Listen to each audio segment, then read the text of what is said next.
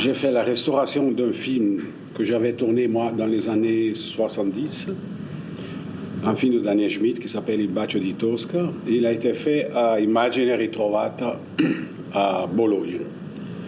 C'était un laboratoire que je ne connaissais pas. Et suite de cette expérience, très très positive, je trouvais que la qualité est formidable. Je rentre à Paris, j'ai Alain René au bout du fil et je lui raconte ça. Et Alain me dit, ah mais vous savez, moi aussi j'aimerais faire la restauration de Hiroshima, mon amour. Mais bon, le problème, je ne peux pas m'en occuper. Puis comme ça, de fil en aiguille, Alain me propose, si j'étais d'accord, de m'occuper de la restauration d'Hiroshima.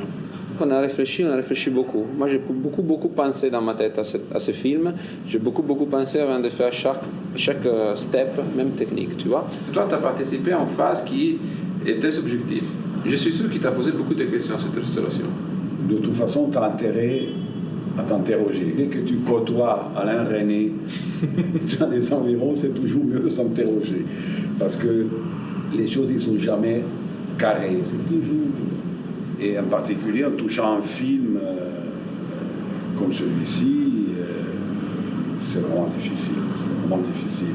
Mais c'est vrai aussi que une fois qu'on a vu la première fois, j'étais terrorisé. Si c'est des images que je connais, que j'ai fait, dont je suis l'auteur, je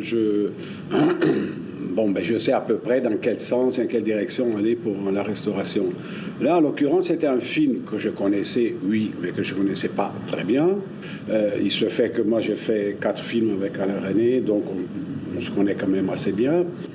En ayant une relativement bonne communication avec lui, sachant ce qu'ils veulent dire, les mêmes mots, ils ne veulent pas dire la même chose pour tous les réalisateurs. Et des fois, disons que ce n'était pas toujours facile, mais c'était plus facile en le connaissant, quoi. Je dis, moi, d'ailleurs, je me demande, comme il y a beaucoup de restaurations qui sont faites avec des metteurs en scène qui ne sont plus là, faites par des gens qui connaissent à peine le film et qui arrivent à raccorder à peu près toutes les images, donc avec des résultats que je trouve souvent catastrophiques, qui raccordent tout, raccordent jour, nuit, tout passe dans la même moulinette. Dans une restauration, il y a une phase qui est strictement technique, mécanique, qui est de constitution de négatifs qui sont un peu abîmés. La restauration d'Hiroshima, mon amour, a été faite à partir du négatif caméra qui était encore à disposition et dans un état pas très homogène parce qu'il y avait des bobines qui étaient beaucoup plus endommagées des autres. Et aussi, on avait des éléments intermédiaires comme un marron d'époque. La première phase de la restauration, c'était de le réparer d'un point de vue physique pour lui assurer un passage dans l'essuyeuse et dans le scan. Dans le scan, le film a été numérisé en résolution de 4K et pour les bobines qui étaient dans de meilleures conditions de conservation, on a fait un scan à sec. Par contre, pour des bobines qui étaient plus endommagées, on a dû faire un scan par immersion, c'est-à-dire pour chercher d'enlever certains problèmes assez sérieux qui se sont posés avec le passage du temps.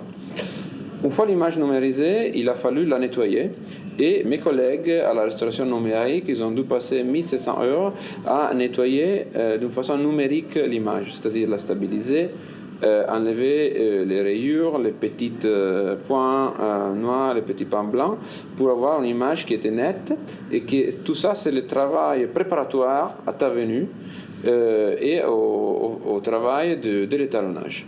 En même temps que l'image, on a restauré aussi le son. Et même sur le son, il y a une partie qui est, comme tu l'appelles justement, mécanique, et une partie qui est plus subjective.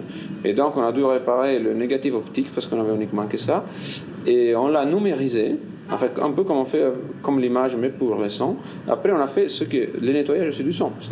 Parce que si le son, il y a des claques, des problèmes, des bruits qui s'ajoutent avec le temps, il peut aussi se casser. Donc, on a dû le nettoyer. Et après, d'une façon très, très neutre, parce qu'on connaît là-dessus la vie d'Alain, on l'a restauré. et surtout en utilisant comme référence des copies d'époque qu'on avait, comme ça on sait de façon sûre comme il sonnait à l'époque le négatif son. Et après, par contre, moi j'interviens sur la deuxième phase, qui est celle d'un étalonnage numérique classique, quoi. En arrivant là-bas, la première chose qu'on a fait, c'est de se regarder le film, tout le film, et en s'arrêtant sur des parties qu'on n'était pas très sûr. Et puis essayer de comprendre d'où venaient les éléments, quel type d'éléments on avait, si c'était des internégatifs, des interpositifs, et puis essayer aussi, chose la plus importante peut-être, de comprendre le film, d'essayer de ne pas trahir le film. Comment me serais-je douté que tu étais fait à la taille de mon corps même? Tu me plais. Quel événement. Tu me plais. Quelle lenteur tout à coup. Quelle douceur. Tu ne peux pas savoir. Tu me tues. Tu me fais du bien. Et puis, il y a l'autre partie qu'il s'agit d'interpréter le travail, en particulier le travail de l'opérateur, mais de la mise en scène aussi. Surtout que c'est un film qui a des temps différents, c'est des images tellement différentes, tournées par deux opérateurs différents, dans des lumières différentes, dans des atmosphères totalement différentes, dans des situations dramaturgiques différentes. Dans des moments d'hésitation dont je n'étais pas très sûr, le fait de pouvoir parler avec Alain René, c'est quand même beaucoup plus pratique, quoi.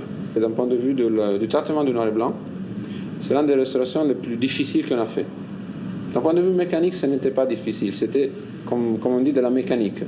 On savait qu'il fallait passer beaucoup d'heures de restauration, mais c'est normal. Il n'y avait pas de dégâts énormes.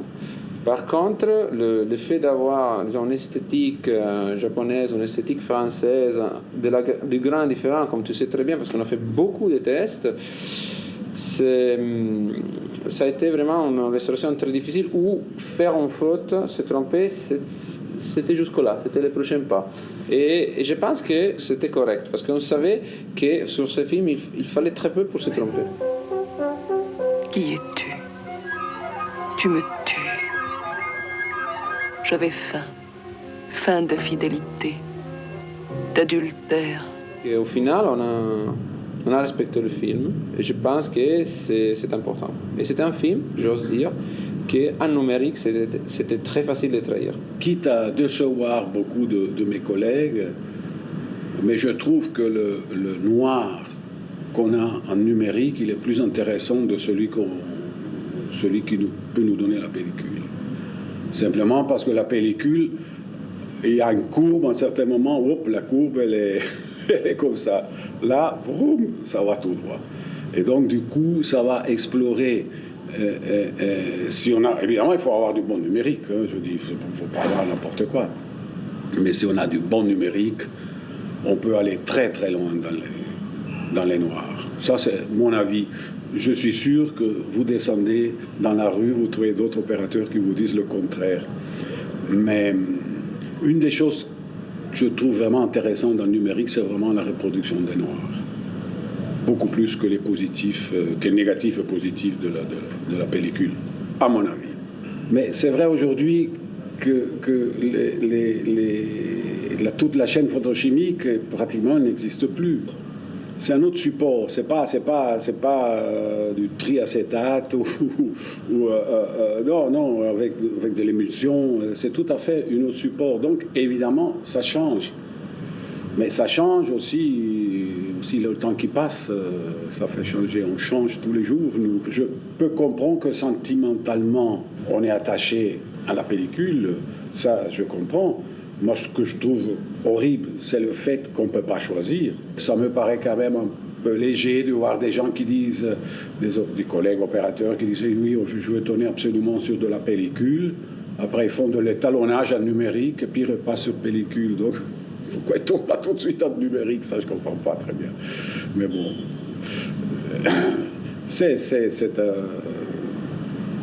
Quand on rentre trop dans ces problèmes, on touche des problèmes religieux. Ça devient des problèmes religieux. C'est plus de la technique. C'est seulement c'est quelque chose autre que le rationnel. Mais bon, l'être humain, il existe aussi grâce à ça. Il existe aussi parce qu'il n'est pas rationnel.